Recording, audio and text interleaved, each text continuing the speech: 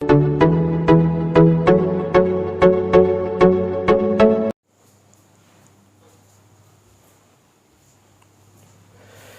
Student, welcome back to my channel या बालाजी आणि it's me Avinash शेंगडे. आणि या व्हिडिओ लेक्चरमध्ये आपण डिस्कस करणार आहे ह्यूमन इव्होल्यूशन. काय डिस्कस करणार आहे? Human evolution. जसं की मी हेडिंग दिलेलं आहे, one of the most important and another. पण स्टुडंट लोकांना क्युरियोसिटी राहते की आपण कशा पद्धतीनं जन्माला आलो आहोत. भरपूर जणाला हा क्वेश्चन पडतात की कशा पद्धतीनं आपण जन्माला आलो आहोत, कोणकोणते टॉपिक्स असतील जे की ह्यूमन इव्होल्यूशनमध्ये.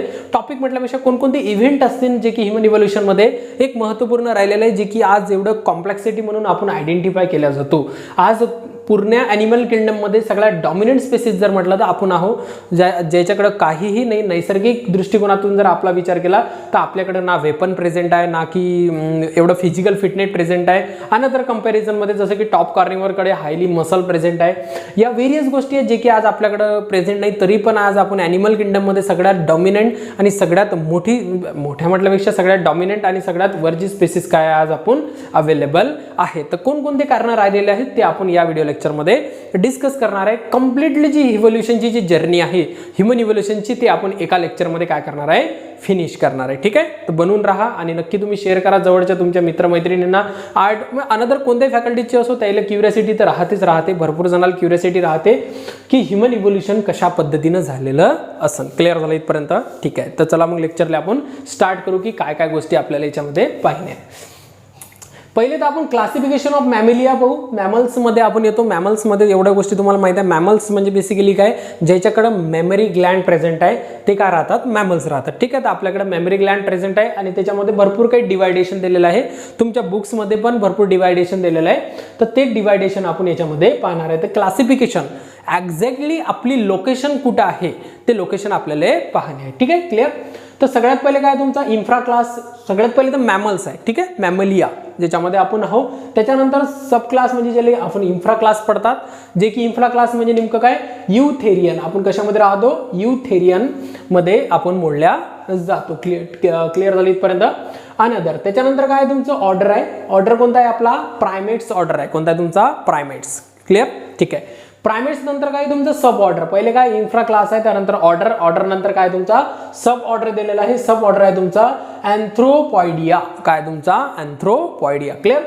त्यानंतर काय म्हटलेलं की फॅमिली. फॅमिली काय तुमचं होमिनॉइड्स. ठीक आहे, तुमची होमिनॉइड्स. आणि त्यानंतर एक्झॅक्टली जर आपण म्हटलं जीनस तर काय तुमची होमिनिड्स आहे. काय तुमची होमिनिड्स, जे की त्याच्यामध्ये तुमचे बेसिकली काय म्हणू शकतो की ह्युमन्स येतात. आणि त्यानंतर युथेरियनमध्ये दिलेलं आहे तुमच्या चार्टमध्ये ट्रू प्लॅसेंटा ज्याच्याकडे अवेलेबल राहते, वेल ग्रोथ राहते, ते युथेरियन राहते. ठीक आहे, तर हे झाली तुमची एक्झॅक्टली आपली लोकेशन की आपण ॲनिमल क्लासिफिकेशनमध्ये मॅमेलियामध्ये एक्झॅक्टली आपली काय लोकेशन आहे. क्लिअर. इथपर्यंत काही प्रॉब्लेम, हे तर तुम्हाला व्यवस्थित वाचून घ्या, ज्याच्यामध्ये MCQ मध्ये येऊन जाते ते. ठीक आहे, तर चला मग नंतर आपण इव्हेंट आपण काय करणार आहे, डिस्कस करणार आहे. बघा काय काय गोष्टी आहेत त्याच्यामध्ये. काय म्हटलेलं आहे की the major evolutionary trends in transactional from the apes to man. Basically काय की एप्स टू मॅन याच्यामध्ये सिमिलॅरिटी पण तुम्हाला पाहायला भेटतील. म्हणजे हे सिमिलॅरिटी देत आहे तुमचे एप्स अँड मॅन. आणि त्याच्यानंतर काय की एप्स पासूनच आपण जन्माला आलो, म्हणजे जन्माला आलो म्हटल्यापेक्षा ट्रान्सफॉर्मेशन झालेलं आहे, आपलं इव्होल्युशन झालेलं आहे. एप्स म्हणजे ग्रेट एप्स नाही आजच्या कंडिशनमध्ये जे प्रेझेंट आहे, जसं की चिंपांझीज आहे, गोरिलाज आहे, ओरँगोटॅन्स आहे. हे जे तुम्हाला जे एप्स दिसतात ते एप्स जे की इव्होल्युशन फेजमध्ये आपल्यासोबत आलेले आहेत. आलं लक्षात. त्याचे जे ॲन्सिस्टर आहे, त्याचे ॲन्सिस्टर काय होते, कॉमन होते. ह्युमन आणि जे ग्रेट एप्स आहे याचे जे कॉमन ॲन्सिस्टर, आपले कॉमन ॲन्सिस्टर आलेले आहे. जसं की Dryopithecus, it is a common ancestor apes आणि ह्युमनचे. ठीक आहे, तर ग्रेट एप्स नाही. आज जर विचार केला जी चिंपांझी आहे, चिंपांझीचा आपला DNA जवळपास 97.5% मॅच करतो. म्हणजे बेसिकली काय की 2.5% आपला त्याचा डिफरंट DNA आहे, आपला डिफरंट DNA आहे, पण 97.5% काय करतो तो मॅच करतो. म्हणजे याच्यावरून आपण एक कॅल्क्युलेट करू शकतो की त्याचे आणि आपले पूर्वज काय राहिले असतील, सेम राहिले असतील. ठीक आहे, तर एप्स आणि याचे कॅरेक्टर आपण थोडं डिस्कस करणार आहे. आणि मेजर चेंजेस त्याच्यामध्ये काय काय चेंजेस आले. एप्स पडे पण ते कॅरेक्टर अवेलेबल होते, बट त्याच्यानंतर आपल्यामध्ये काय काय चेंजेस आले. हजारो लाखो वर्षाच्या कालावधीमध्ये आपण कशा पद्धतीनं स्वतःला इव्हॉल्व केलं, कशा पद्धतीनं आपल्याला नैसर्गिक चॅलेंजेस भेटले, या गोष्टी आपण डिस्कस करणार आहे. ठीक आहे, चला वन बाय वन आपण डिस्कस करू काय गोष्टी आहेत. तर काय म्हटलेलं आहे की increase in the size and complexity of brain. Clear. आपलं कशामध्ये इन्क्रीमेंट झालं, increasing the size and complexity वाढली आपली, कशाची, तुमच्या ब्रेनची. लक्षात ठेवा, आपल्या आपण जर विचार केला ह्युमन इव्होल्युशनमध्ये, तर आपल्या म्हणजे ब्रेनच एकमेव आपला इव्होल्युशनरी सगळ्यात महत्त्वपूर्ण एक गोष्ट आहे आपली ब्रेन. आपण आज आपला ब्रेन डेव्हलपमेंट आहे, म्हणूनच आज आपण इथं एवढी डॉमिनंट स्पेसिस आहोत. ठीक आहे, तर महत्त्वाची गोष्ट हेच झाल्या, इन्क्रीजिंग द साईज पण इन्क्रीमेंट आहे आणि कॉम्प्लेक्सिटी ऑफ ब्रेन पण आपला काय झालेला आहे, इन्क्रीमेंट झालेला आहे. का झालेला आहे त्याचं समोर अजून मी एक्सप्लेनेशन देणार आहे तुम्हाला. ठीक आहे, त्यानंतर काय म्हटलेलं की इन्हान्स ऑफ इंटेलिजंट. आता ऑब्व्हियसली गोष्ट आहे की साईज आहे मोठी आहे ब्रेनची. अनदर ॲनिमल्सचा जर विचार केला आपण, बाकीचे जे ॲनिमल्स आहेत त्या ॲनिमलच्या तुलनेमध्ये, शरीराच्या तुलनेमध्ये त्याचा ब्रेनची साईज लहान राहते. पण आपल्या शरीराच्या तुलनेमध्ये आपला जो ब्रेनची साईज आहे ते एक मोर आहे, ज्याच्यामध्ये साईज इन्क्रीमेंट आहे. त्या कारणानं आपल्याकडं इन्हान्स ऑफ इंटेलिजंट पण प्रेझेंट आहे. इंटेलिजंटचं तर आज आपल्याकडे थोडंच नाही. आज आपण चंद्रावर मंगळावर गेलेलो आहोत, भरपूर काही आपण एक्सप्लोरेशन केलेलं आहे. म्हणू शकतो की युनिव्हर्समध्ये आपण भरपूर दूर गेलो आहोत. त्याचं कारण म्हणजे काय, आपलं इंटेलिजंट आहे. क्लिअर, इथपर्यंत लक्षात आलं काय गोष्टी आता बघा. आता काय बघू आपण, काय काय गोष्टी अनदर दिलेलं आहे तुम्हाला की बायपेडल लोकोमोशन आपण डेव्हलपमेंट केलं.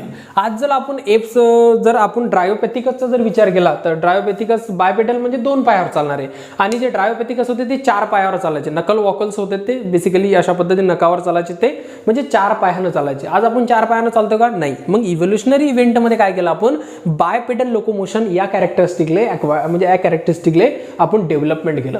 काय कारण असेल त्याचं डेव्हलपमेंट करायचं, थोडं आपण थोडं जास्त विचार म्हणजे वैचारिक थोडा डीप जाऊ आपण. बायपेडल लोकोमोशन काय, बायपेडल लोकोमोशनची जरूरत याच्यासाठी राहिली असेल की 4 पायावर चालणे म्हणजे बेसिकली काय की लार्ज एरिया न दिसणे.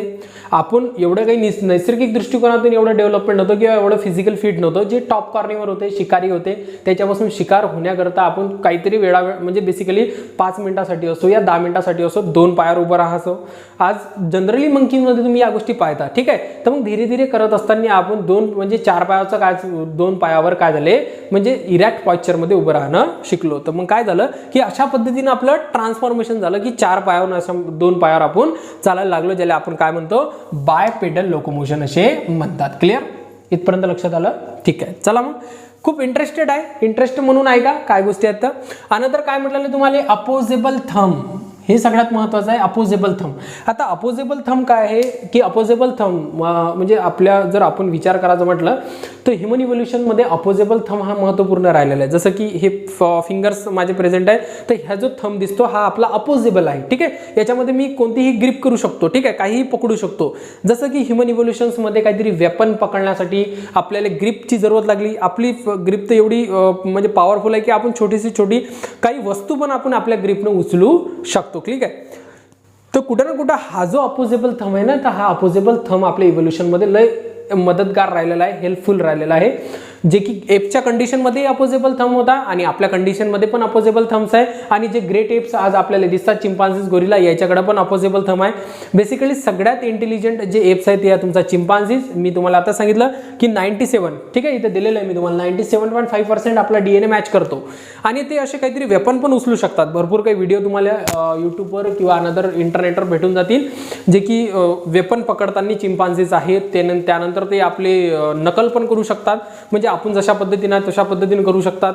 लहानपणी बरेच जणांना ऐकलं असेल की एक टोपीवाला होता आणि टोपीवाला कुठेतरी म्हणजे त्या झाडाखाली बसला आणि त्यानंतर टोप्या माकडानं उचलून नेल्या होत्या आणि त्यानंतर त्यानं थोडीशी काहीतरी तर्क लावला आणि त्यानंतर स्वतःची टोपी खाली पाडली. तर सगळ्या माकडांना टोपी खाली पाडली होती. ठीक आहे, तर हे काय करतात ते आपल्याला कॉफी पण करतात. ठीक आहे, तर बेसिकली काय की ते म्हणू शकतो की आपण की हे आपले नकल्स पण ते काय करू शकतात म्हणजे नकल्स करू शकतात. म्हणजे काय की ते जनरली आपल्यासारखे आहेत. आता हालाकी इव्हॉल्व्ह आपण सेम अँसेस्टर पासून झालेलो आहोत. ठीक आहे, तर अपोजेबल थंबकडे होतो आपण. जे अपोजेबल थंब आहे हा अपोजेबल थंब पण आपण लय महत्त्वपूर्ण राहिलेला आहे, जो की हा आहे. ठीक आहे, काहीतरी वेपन पकडणे, वेपन चालवणे या सगळ्या गोष्टीसाठी. क्लिअर. अनदर आहे तुमचं इरॅक्ट पॉइश्चर. आपण सरळ उभं राहणं शिकलो. मी तुम्हाला याचे फायदे सांगितलेले आहे. लार्ज एरिया पाहणे, त्यानंतर शिकारीसाठी, त्यानंतर बेसिकली काय की 2 पायावर चालण्यासाठी आपल्याला भरपूर काही एनर्जी पण म्हणजे 4 पायावर चालण्यासाठी भरपूर एनर्जी पण खर्च होत होती. अनदर गोष्ट आहे की आपल्याला त्याचे काहीतरी डिसएडव्हान्टेज पण होते. लार्ज एरिया दिसत नव्हता. अनदर गोष्टी काय की आपलं जे 4 लिम्स आहे जे की फोर लिम्स आहे. या फोर लिम्स आपण इंडिपेंडेंटली काय करू शकतो, यूज करू शकत होतो. चालता चालता काहीतरी फूड काहीतरी घेणे आणि खाऊन घेणे, किंवा अनदर काहीतरी उचलल्यानंतर काहीतरी फेकणे, शिकारी मागा आला तर म्हणजे रनिंग करता करता काहीतरी त्याचा यूज करणे फोर लिम्सचा. हे सगळ्या गोष्टी आपल्याला हेल्पफुल राहिलेल्या आहे. कोणत्या कंडिशनमध्ये, तुमच्या इरॅक्ट पॉस्चरच्या कंडिशनमध्ये, सरळ उभं राहण्याच्या. ठीक आहे. अनदर काय काय गोष्टी झालेल्या आहे बघा. शॉर्टनिंग ऑफ फोर लिम्स, म्हणजे फोर लिम्स जे आहे ते शॉर्ट झाले आपले. दिसते तुम्हाला हँड काय झाले आपले शॉर्ट झाले फोर लिम्स. आणि अनदर काय म्हटलं की lengthening of the hand limbs. आपले जे हँड लिम्स आहे ना, म्हणजे बेसिकली लेग्स आहेत, ते काय झाले तुमचे, त्याची लेंथ इन्क्रीमेंट झाली. क्लिअर, इथपर्यंत सगळ्या गोष्टी क्लिअर झाल्या. ठीक आहे. बघा काय गोष्टी आहेत त्याच्यानंतर काय म्हटलं की डेव्हलपमेंट ऑफ चेन डेव्हलपमेंट झालं. आज जर इव्होल्युशनमध्ये आपण बघितलं की चेनचा थोडासा वेगळा आकार आपल्याकडे अवेलेबल आहे, बट आज आपल्याकडे व्यवस्थित पद्धतीने चेन प्रेझेंट आहे. क्लिअर. अगेन्स्ट काय म्हटलेलं आहे तुम्हाला, अनदर कॅरेक्टर आहे की broadening of pelvic girdle. Pelvic गर्डलचं ब्रॉडनिंग झालेलं आहे. पेल्विक गर्डल ब्रॉडनिंग म्हणजे नेमकं काय की जे लेग्सचे जे बोन्स असतात, जिथं अटॅचमेंट होतात, त्याला पेल्विक गर्डल म्हणतात. आणि पेल्विक गर्डल्स काय झालेली आहे तुमची, ब्रॉडनिंग झालेलं आहे. हे चेंजेस आपल्यामध्ये आलेले आहे इव्होल्युशन्समध्ये. अनदर बघा काय म्हटलेलं आहे की डेव्हलपमेंट ऑफ लंबर कर्वेचर. लंबर कर्वेचरचं डेव्हलपमेंट झालं. लंबर कर्वेचर म्हणजे नेमकं काय की आपला जो बॅक साईडचा जो कर्वेचर आहे, बॅकचा जो कर्वेचर आहे तो लंबर कर्वेचर. अशा पद्धतीनं कर्वेचर काय झालं आहे तुमचा, डेव्हलपमेंट झालेला आहे. ठीक आहे. तर डेव्हलपमेंट ऑफ लंबर कर्वेचर, जेणेकरून आपल्याला एक स्टँडर्ड म्हणजे एकदम कम्प्लीट स्टँडअप मुवमेंट काय करते आपल्याला शो करते. ठीक आहे. लंबर कर्वेचर आपला डेव्हलपमेंट झाला. इथपर्यंत क्लिअर झालं. ठीक आहे. अनदर काय म्हटलेलं आहे की सोशल अँड कल्चर डेव्हलपमेंट. आपण सोशल अँड कल्चर डेव्हलपमेंट केलं. कशा पद्धतीने असू शकतो हा मुद्दा लक्षात, काय आहे तुमचं social and culture development. Social म्हणजे सामाजिक जीवन. सामाजिक जीवन आपण कशा पद्धतीने सुरुवात केली असं जगणं. त्याचं कारण काय आहे की जर आपण थोडा विचार केला तर आपल्याला या गोष्टी लक्षात येते की आपण नैसर्गिक या अनदर ॲनिमलच्या दृष्टिकोनातून एवढं काही पॉवरफुल नाही आहे, आपल्याकडे पॉवरफुल वेपन नाही आहे. तर आपल्याला कुठं ना कुठे एक गरज पडली असेल की आपण सोबत राहणे. अनदर काही फिमेलचा तर ऑब्व्हियसली गोष्ट आहे की आपल्याकडं इस्ट्रस सायकल न चालता मेन्स्ट्रुअल सायकल चालतं, तर सेक्सुअल नीड एका फॅमिलीसोबत एका फिमेलसोबत आपण कंप्लीट करू शकतो.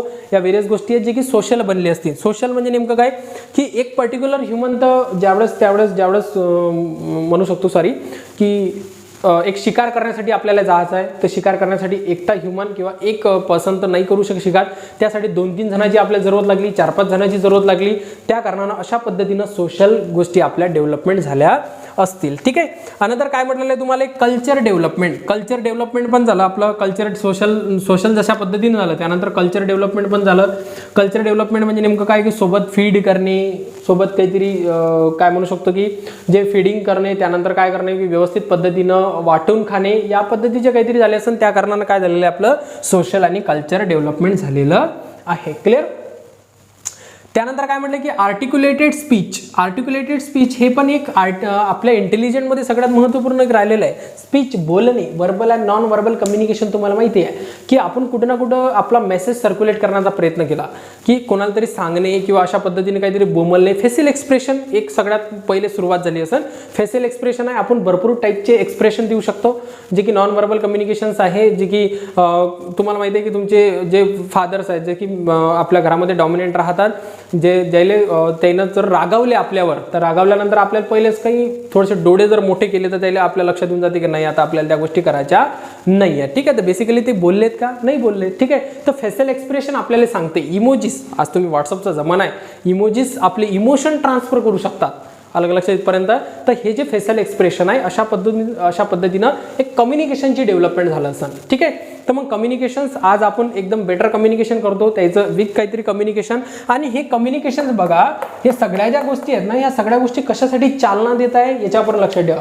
काय म्हटलं आहे तुमचं कॉम्प्लेक्सिटी किंवा इंटेलिजन्स. इकडे या ज्या सगळ्या गोष्टी आहेत हे कशासाठी आहे तुमचं इंटेलिजंट वाढवत आहेत. काय वाढवत आहे, इंटेलिजंट. जसं की तुम्हाला सोशल आहे, काहीतरी शिकार करण्यासाठी तुम्ही सोशल पद्धतीने किंवा म्हणू शकतो की ग्रुप पद्धतीने जात आहे, तर एक काहीतरी प्लॅनिंग करावं लागेल तुम्हाला शिकार करण्याची. मग प्लॅनिंग करण्याचं काम कोणाचं आहे, ब्रेनचं आहे. कोणाचं आहे, तुमच्या ब्रेनचं. मग ब्रेनचा जास्तीत जास्त यूज केल्या कारणानं आपल्याला काय वाढलेलं आहे, इंटेलिजंट. आज आपण म्हणूनच इंटेलिजंट आहो. याची भरपूर मेहनत आहे आपल्या पूर्वज लोकांची. ठीक आहे.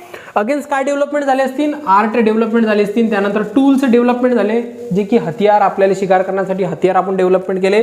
डेव्हलपमेंट. ठीक आहे. तर ह्या गोष्टी झाल्या असतील जे की आपल्या ह्युमन इव्होल्युशनमध्ये राहिलेल्या आहे. तुमच्या पुस्तकामध्ये या सगळ्या गोष्टी सांगितलेल्या आहेत. अनदर बघू आपण इन्क्रीजिंग इन द इंटेलिजंट. म्हणजे या सगळ्या गोष्टीनं काय झालं की इंटेलिजंट इन्क्रीमेंट झालं. आपले फिजिकल म्हणू शकतो की ताकद तर आहेच आहे, जसं की आपलं ग्रेट एप्समध्ये गोरिलाज आहे जे की फिजिकली भरपूर जास्त फिट राहतो, पण आज आपलं तसं इव्होल्युशन झालं नाही. मग आपलं ब्रेनमध्ये इव्होल्युशन झालं म्हणून काय इन्क्रीजिंग द इंटेलिजंट आपलं काय झालं इन्क्रीमेंट झालं. त्यानंतर फिजिकल ग्रोथ पण झालेली आहे आपली, फिजिकल ग्रोथ पण याच्यामध्ये दिसतात. त्यानंतर काय म्हटलं बघा फ्रीडम ऑफ फोर लिम्स, म्हणजे फोर लिम्स फ्रीडम झाले. हे जे फोर लिम्स दिसतात ना, मी चालत पण आहे, तुम्हाला शिकवत पण आहे, फोर लिम्सचा व्यवस्थित पद्धतीने यूज पण करत आहे. तर मग काय झालेलं आहे की ज्यावेळेस आपण बायपेडल लोकोमोशन केलं तर त्यावेळेस काय झालं आपलं फ्रीडम्स ऑफ फोर लिम्स, म्हणजे हात काय झाले तुमचे फ्री झाले. तुम्ही काहीही त्याच्यासोबत करू शकता, म्हणजे त्याच्या थ्रू काहीतरी काम वगैरे किंवा अनदर काही करू शकता. ठीक आहे. अगेन्स्ट काय म्हटलं तुम्हाला की opposable thumb lead to the better utilization. जो अपोजेबल थंब आहे तो त्याचं काय केलं आपण बेटर युटिलायझेशन केलं of the holding the object. म्हणजे ऑब्जेक्ट होल्ड करण्यासाठी छोटीशी छोटी गोष्ट पकडू शकतो. बघा हे छोटीशी किती इझी पद्धतीने मी पकडलेली आहे अपोजेबल थंबच्या. अपोजेबल थंबच्या व्यतिरिक्त होऊ शकते का? होऊ पण शकते. आता प्रश्न काय की आपली कॉम्प्लेक्सिटी वाढलेली आहे, आपण इंटेलिजंट लय झालेलं आहे, त्यावेळेस आपल्यासाठी लय कठीण गोष्टी होत्या. आज आपण अपोजेबल थंबच्या साहाय्यानं त्यावेळेस अपोजेबल थंबच्या साहाय्यानं कोणतीही गोष्ट होल्ड करू शकत होतो. ठीक आहे. अपोजेबल थंबचा यूज बघा lead to the better utilization of the holding the object and development of the motor skills. Motor skills आपल्या याच्यामध्ये डेव्हलपमेंट झाल्या. मोटर स्किल्स म्हणजे नेमकं काय की आपल्या अपोजेबल थंब आणि फोर लिम्सचा आपण कशाही पद्धतीने यूज करू शकतो. क्लिअर.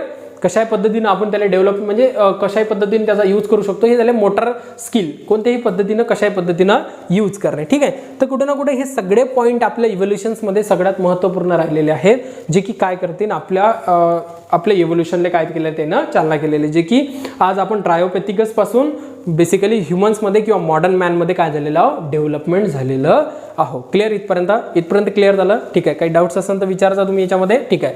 तर मग समोर जाऊ आपण की काय गोष्टी याच्यामध्ये आहे ह्युमन इव्होल्युशन्समध्ये. पाहू आता सिक्वेन्स की सगळ्यात पहिले कोण आलं ट्रायोपॅथिकस, रामापॅथिकस, ऑस्ट्रेलोपॅथिकस. हा सिक्वेन्स आपण काय करणार आहे पाहणार आहे. ठीक आहे. चला मग समोर सिक्वेन्स पाहू आपण काय आहे. ओके.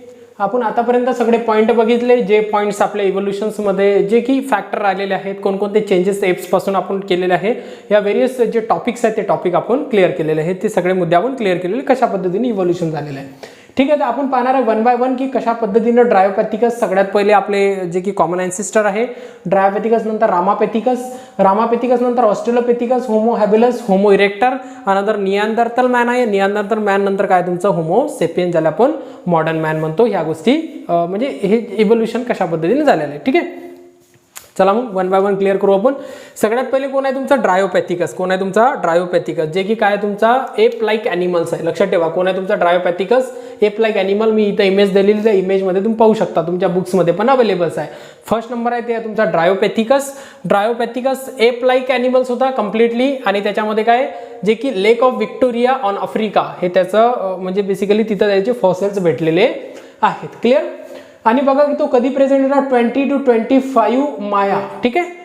मायाचा मिनिंग काय होतो मिलियन्स इयर ॲगो. क्लिअर आहे तुमचं. याच्या पहिले टाइम स्केल आपण बघितलेली आहे. काय तुमचं मिलियन्स इयर ॲगो आपल्या इथं प्रेझेंट होता ड्रायोपॅथिकस. आणि हा कॉमन अँसेस्टर आहे मॅन्स आणि एप, म्हणजे बेसिकली जे ग्रेट एप्स आहेत आणि आपले जे बेसिकली मंकीज आहेत, मंकीज अँड मॅनचा कॉमन अँसेस्टर आहे तो आहे तुमचा ड्रायोपॅथिकस.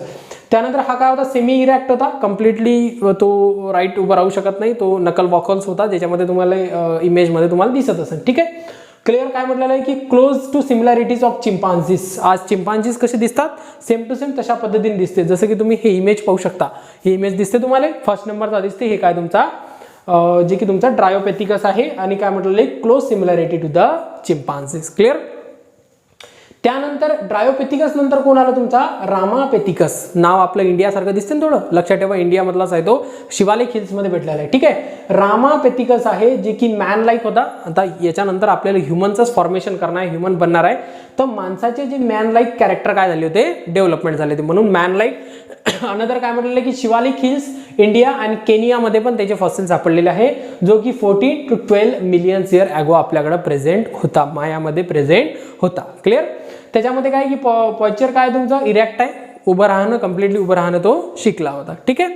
क्लिअर. आता काय झालं की ड्रायोपॅथिकस रामापॅथिकस सिक्वेन्स पण लक्षात ठेवा. त्यानंतर काय आलं तुमचा ऑस्ट्रेलोपॅथिकस. काय तुमचा ऑस्ट्रेलोपॅथिकसले काय म्हणतात बघा कनेक्टिंग लिंक म्हणतात. काय म्हणतात? Connecting link between the apps and man.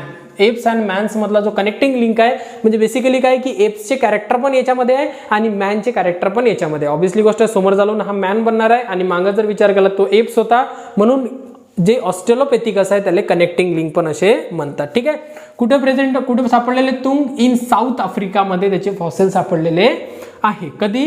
4 to 1.8 मायामध्ये, म्हणजे मिलियन्स इयर ॲगो. काय काय गोष्टी त्याच्यामध्ये प्रेझेंट होत्या? 4 फीट होता. त्यानंतर लंबर कर्वेचर वगैरे प्रेझेंट होतं. लंबर कर्वेचर मी मग सांगितलं तुम्हाला, लंबर कर्वेचर त्याच्यामध्ये डेव्हलपमेंट होतं. त्यानंतर काय की अपराईट स्ट्रेट उभा राहू शकत होता. आणि त्याचे बघा हे सीसी लक्षात ठेवा. सीसी मध्ये एमसीक्यू विचारलं जातं. सीसी म्हणजे क्रॅनियल कॅपॅसिटी, आपली ब्रेनची कॉम्प्लेक्सिटी. आता तुम्हाला लक्षात येईल की कशा पद्धतीनं डेव्हलपमेंट झालेली आहे. याच्या अगोदर त्याचा डाटा नाही आहे की काय तुमचं 450 अँड 600 काय तुमची सीसी त्याच्यामध्ये अवेलेबल्स होती. ठीक आहे, क्लिअर. त्यानंतर काय म्हटलेलं की त्यानंतर कोण आलं तुमचं? होमो हॅबिलस. ऑस्ट्रेलोपेथिकस नंतर कोण आलं तुमचं? होमो हॅबिलस, जे की काय तुमचं हँडी लाईक मॅन्स आहे. कशा पद्धतीने आहे तुमचा? हँडी like man.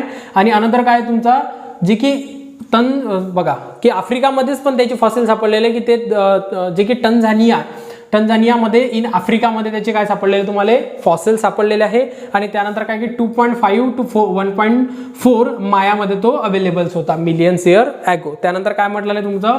Modern man like त्याचे फॉसिल्स होते. जर तुम्ही त्याच्या सफरमध्ये बघा इव्होल्युशनच्या इमेजमध्ये त्याच्यामध्ये तुम्हाला मॅन लाईक तो दिसणार, मॉडर्न मॅन लाईक. ठीक आहे. पॉइचर काय होता? इरेक्ट होता, स्ट्रेट उभा राहू शकत होता.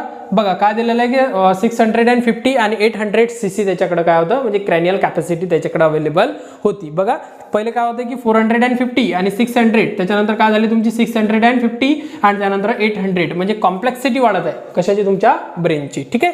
त्यानंतर काय झालेलं आहे तुम्ही होमो हॅबिलस नंतर काय तुमचं होमो इरेक्टर्स आहे. होमो इरेक्टर्स आले. होमो इरेक्टर्स नंतर काय झाले बघा हे काय तुमचं एप्स मॅन पण म्हणतात आले. अगेन्स्ट याचे जे फॉसिल्स आहे, फॉसिल्स कुठे सापडले? तुमच्या जावामध्ये सापडलेले आहे. आणि त्यानंतर काय की हा कधी प्रेझेंट होता? 1.5 म्हणजे 1.5 मिलियन्स इयर ॲगो. क्लिअर. त्याच्यानंतर काय की 5 फीट्स त्याची हाईट होती. हाईट पण वाढलेली आहे. मी तुम्हाला सांगितलं की फिजिकल ग्रोथ पण झालेली आहे आपल्या इव्होल्युशन थ्रू. अगेन्स्ट काय म्हटलं की ब्रो रिजेस पण आहे. याच्यामध्ये भरपूर पॉईंट होते. मी ब्रो रिजेस घेऊन घेतले. त्याच्यामध्ये जे ब्रो रिजेस आज आपल्याकडे आहे प्रॉमिनंट ब्रो रिजेस, त्याच्याकडे ब्रो रिजेस पण होते. त्यानंतर पॉइचर काय इरेक्ट. आणि त्यानंतर जे सीसी आहे ते आहे तुमची 900 सीसी. क्लिअर. काय सीसी होती? 900. क्रॅनियल कॅपॅसिटी काय होत आहे? अजून वाढत आहे. त्यानंतर कोण आलं तुमचं? नियानदर्तल मॅन. हा लय फेमस मॅन आहे. याचं नाव लक्षात ठेवा, नियानदर्तल मॅन, जो की बरेचदा तुम्हाला पाहायला भेटते इमेजमध्ये बरेचदा तुम्हाला नियानदर्तल मॅन. ठीक आहे. आता नियानदर्तल मॅन काय म्हणू शकतो की प्री हिस्टॉरिक मॅन आहे तो, ज्याच्यामध्ये जर विचार केला की लय जाऊ म्हणजे बेसिकली काय की मोस्ट ऑफ द सगळे जे कॅरेक्टर आहे मॉडर्न मॅनचे त्याच्याकडे अवेलेबल होते नियानदर्तल मॅन, ज्याला प्रो हिस्टॉरिक मॅन पण असे म्हणतात, ॲडव्हान्स. त्यानंतर बघा की हा कुठे सापडला? नियानदर्तल व्हॅली इन जर्मनीमध्ये पण याचे फॉसिल सापडलेले आहे. आणि तो इथं कधी प्रेझेंट होता? 1 लाख. बघा इथं मिलियन्स इयर माया नाही आहे. ठीक आहे. काय 1 lakh to 40,000 year ago. 1 lakh to 40,000 year ago हा आपल्याकडे अवेलेबल होता. क्लिअर. त्यानंतर काय की त्याच्याकडे पॉइचर काय होतं? इरेक्ट पॉइचर. आणि बघा सीसी किती आहे? 1400. काय तुमचं 1400 सीसी क्रॅनियल कॅपॅसिटी त्याची होती. बघा क्रॅनियल कॅपॅसिटी एकदम आपल्या जवळ, म्हणजे बेसिकली काय मॉडर्न मॅनची काय 1450 सीसी आहे. याच्याकडे किती होती? 1400 सीसी. त्यानंतर बघा की थोडंच म्हणजे बेसिकली काय की कम्प्लिटली मॉडर्न मॅन लाईक. त्यानंतर बघा कोण आलं तुमचं? होमोसेपियन्स आलं. कोण आलं? होमोसेपियन्स, जो की काय तुमचा मॉडर्न मॅन आहे. ओरिजिन काय आपलं? आफ्रिका. लक्षात ठेवायचं आपलं सगळ्याचं बायोलॉजिकल गाव कोणतं आहे? आफ्रिका आहे. आणि त्यानंतर काय पॉइचर इरॅक्ट आहे. आपल्या स्वतःलाच पाहून घ्या, इरॅक्ट पॉइचर आहे आपलं. त्यानंतर काय की आपले सीसी म्हणजे कॉम्प्लेक्सिटी ऑफ ब्रेन किती आहे? क्रॅनियल कॅपॅसिटी 1450 सीसी आपल्याकडं अवेलेबल आहे. ठीक आहे. की अशा पद्धतीने आपली काय राहिलेली आहे? जर्नी राहिलेली आहे. हा सिक्वेन्स लक्षात ठेवा, फक्त सीसी लक्षात ठेवा. दिलेले आहे तुम्हाला ड्रायोपेथिकस, रामापेथिकस, ऑस्ट्रेलोपेथिकस, homo habilis, Homo erector, नियानदर्तल man आणि होमोसेपियन्स. ठीक आहे. अशा पद्धतीने आपलं काय राहिलेलं आहे? इव्होल्युशन्स राहिलेलं आहे. क्लिअर झालं इथपर्यंत. आणि हे अनदर इन्फॉर्मेशन लक्षात ठेवा की काय काय गोष्टी किती सीसी मध्ये आहे, कोण कशा पद्धतीने दिसते. जसं की ड्रायोपॅथिकस आहे किंवा अनदर तुमचा जो आपला Australopithecus it is the connecting link. हे पॉईंट तुम्ही लक्षात ठेवा एक्झाम पर्पजसाठी. ठीक आहे.